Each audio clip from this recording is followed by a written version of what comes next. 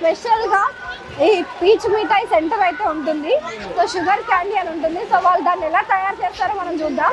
So first అయితే sugar వేస్తున్నారు కింద మంట పెట్టేసి. సో అది స్పిన్ అవుతూ ఉంది కదా, అప్పుడు ఆ స్పిన్ అవుతున్న దాన్ని ఆ షుగర్ పైకి అలా తేలుతూ వస్తుంది అనమాట. తర్వాత దాన్ని అలా వచ్చిన ఆ షుగర్లో నుంచి వచ్చిన ఆ దారాలను ఏవైతే ఉందో అలా ఒక కట్టెకి చుట్టుతూ ఉన్నాడు. సో ఇది షుగర్ క్యాండీ తయారు చేసే విధానం అనమాట. ఓన్లీ షుగర్ అండ్ దానికి కొంచెం కలర్ యాడ్ చేస్తారు. సో అదే పీచ్ మిఠాయి అయిపోతుంది. కంప్లీట్ షుగర్తో తయారు చేసే ఒక మిఠాయి ఇది. సో ఎంతో ఇష్టంగా తింటారంటే పిల్లలు. ఆల్రెడీ చూసారు కదా, ఇక్కడ పిల్లలు ఆల్రెడీ వచ్చేసి లైన్లో ఉన్నారు. సో అంత ఇష్టం పిల్లలకి. అది చూడగానే పఫీగా కాటనీగా బాగుంటుంది కదా. సో అందుకని దాన్ని అట్లా ఇష్టంగా తింటూ ఉంటారు అనమాట. సో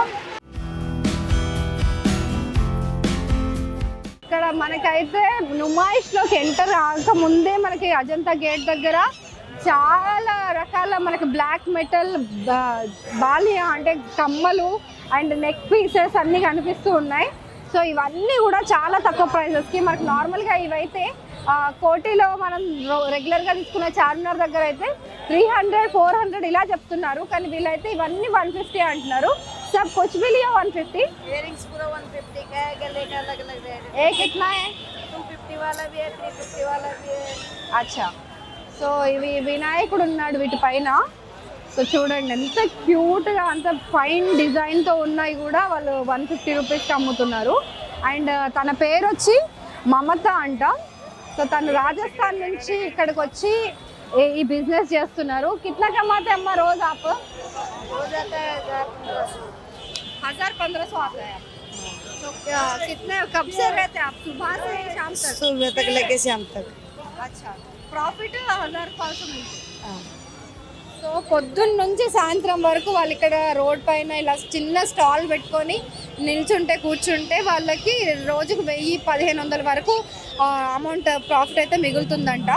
సో అందుకనేసి వీళ్ళు ఇంత కష్టపడి ఎక్కడి నుంచో వేరే రాష్ట్రాల నుంచి వచ్చి వాళ్ళు ఇక్కడ నిర్వహిస్తున్నారు. అండ్ ఇక్కడ అయిపోయిన తర్వాత కూడా మిగతా రాష్ట్రాల్లో అంటే మనకి నాందేడ్ దగ్గర అలాంటి జాతరలు అలాంటివి జరుగుతూ ఉంటాయి.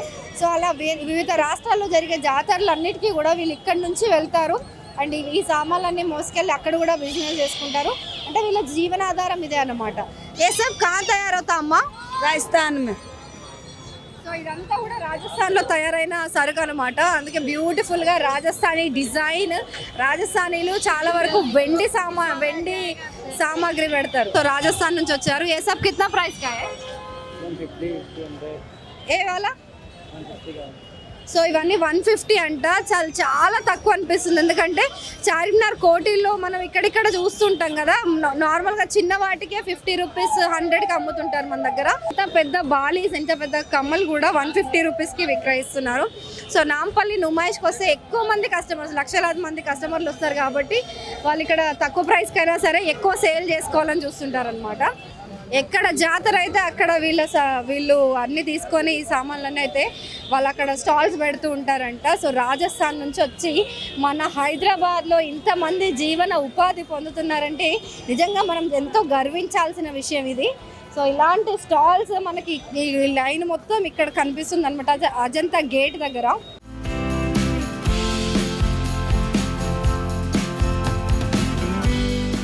సో आप कहाँ से हो भैया?